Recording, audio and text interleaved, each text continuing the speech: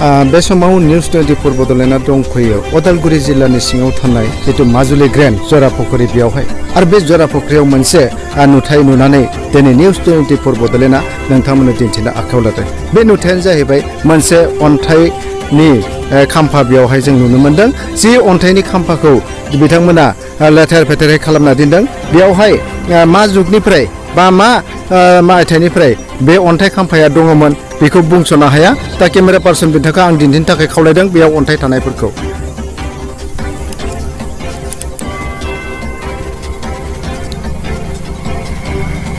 बेनो खाम्फा, बे अन्थाइ खाम्फाखौ जों नुनो मोननाय जादों।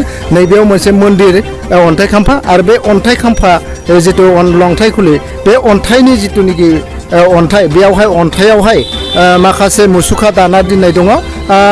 बेयावहाय माने बेनि जा ओनसोलनि रायजो राजाफोर बिथांमोना सम सम बेयावहाय माने फुजा होनायखौ नुनो मोनो, दाना सिबिनायखौ नुनो मोननाय जायो।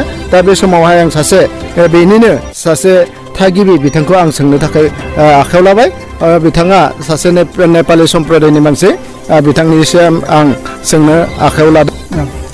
ইয়াতে আমি আপোনালোকৰ হেৰি দেখা পালোঁ এই যিটো নেকি শিলৰ যিটো শিল্প ইয়াতে পৰি থকা গৈছে। কিমান চনৰ পৰা আছে? মই জানাতে আগৰ পৰা আছে বুলি মই এইখিনি মানে জানিব নোৱাৰোঁ, নাজানো। কিন্তু আগৰ পৰা ইয়াতে পূজা পাঠ কৰি আছোঁ আমাৰ হিন্দু পৰিচয় আৰু ভুটীয়াহঁতে আহি পেলাই পূজা কৰে। তাৰমানে ভূটানৰ ভুটীয়াবিলাকো পূজা কৰিছিল।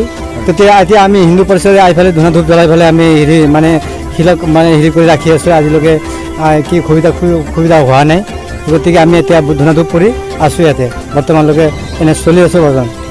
গতিকে ৰাইজে মানুহ আহি পেলাই চাফা চাফি কৰোঁ। গতিকে কোনে মানে আমাক কাৰ্যপত্ৰ এতিয়ালৈকে অহা নাই, আহিব নেকি লাহেকৈ সেইটোলৈকে আমি নাজানো। मिथिबाय जोङो भुटान हादरनिफ्राय फैनानै बेयावहाय जा भुटाननि बिथांमोनाबो बेयावहाय सिबिफैनायखौ बा सिबिफैयो होननानै बिथाङा बुंदों। दा बेयावहाय बेयो हाग्रा बंग्रा जाना दङ, बेखौ मानो बेबायदि लाखिदों बिनि सायावहाय आं सोंनो थाखाय आखायाव लादों। दा এই যেহেতু আপোনালোকৰ এইটো যিটো ইমান ডাঙৰ এটা সম্পদ বুলি ক'ব লাগিব হিন্দু ধৰ্মৰ কাৰণে, এইটো এনে পৰি আছে জংঘলে, সেইটোলৈকে এতিয়ালৈকে আমাৰ মানে চৰকাৰ ফালে কোনেও চোৱা নাই। আমি নেপালী খন্তাই মানে নেপালী বা আদিবাসী হিন্দু যিখিনি হিন্দু মানুহ আমি ইয়াত পূজা পাঠ কৰি থাকোঁ, ধূনা ধূপ জ্বলাওঁ, হেৰি কৰি ফালে কৰি আছোঁ। এতিয়ালৈকে আমাৰ মানে একো সুবিধা পোৱা নাই। এতিয়ালৈকে ভুটীয়াতে বছৰত একবাৰ আহিছিল, আজিকালি কমি গ'ল।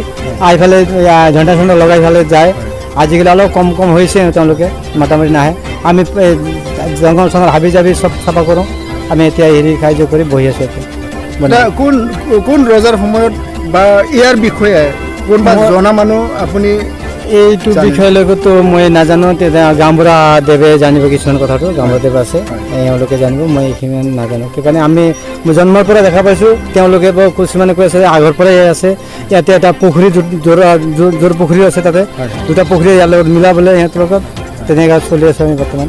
दा बे समावहाय निउज 24 बड'लेण्डआ नैबे जितु अन्थाइनि लंथाइ खुलि बे लंथाइ खुलियावहाय माखासे सावगारिजों बुंफबना थानाय मोनसे थान आरो बे थाननि सोमोन्दै बिथांमोना प्राय मा समनिफ्राय बे दङमोन बेखौ बिथांमोना बुंस'नो हाया। दा नोंथांमोना आं फारि फारि दिन्थिनो थाखाय आखायाव लादों।